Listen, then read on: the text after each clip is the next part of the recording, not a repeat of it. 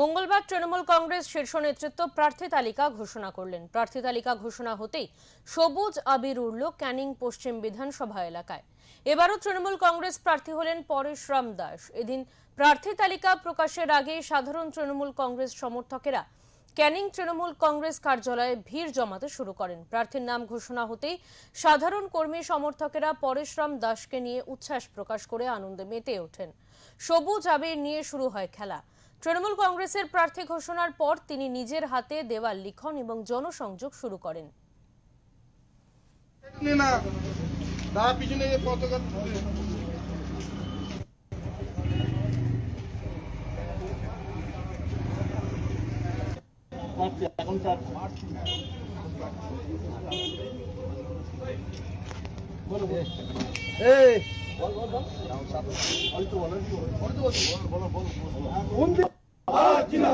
আমার আপনার ঘরের ছেলে, কাজের ছেলে পরেশ দাস জিন্দাবাদ। মমতা বন্দ্যোপাধ্যায়, অভিষেক বন্দ্যোপাধ্যায়ের প্রার্থী পরেশ দাস জিন্দাবাদ। তৃণমূল কেন্দ্রের প্রার্থী পরেশ দাস জিন্দাবাদ। ক্যানিং পশ্চিম বিধানসভা তৃণমূল কংগ্রেসের প্রার্থী পরেশ দাস।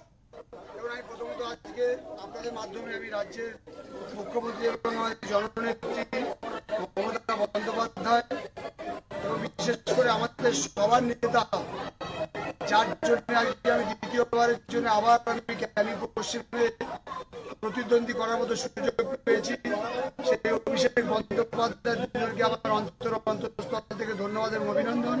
এবং সাথে সাথে ক্যানিং পশ্চিমের যারা গণদেবতা, যারা আমাদেরকে আশীর্বাদ, সমর্থন, দোয়া করে গত 5 বছর কাজ করার মতো সুযোগ করে দিয়েছেন, এবং আমি সেই ধরনের সেই গণদেবতাদেরকে আমার আন্তরিক ধন্যবাদ অভিনন্দন জানাই।